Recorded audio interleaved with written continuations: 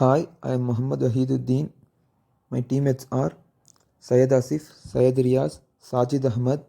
We are from Ali Muhammad Saleh College of Engineering.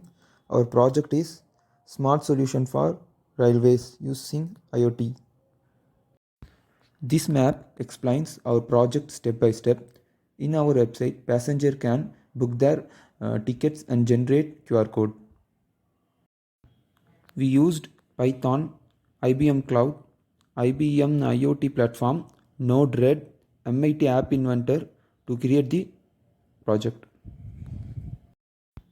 This is the Python code for login page. User can enter their username and user password in the login page.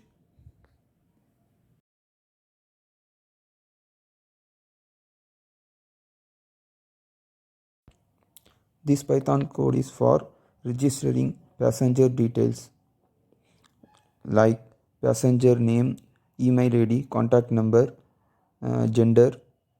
After submit, it will generate QR code. This Python code is for passenger can book the ticket and make a payment.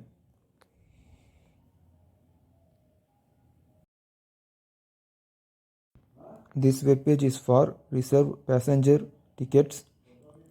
For entering detail in this web page, passenger can check availability of seats.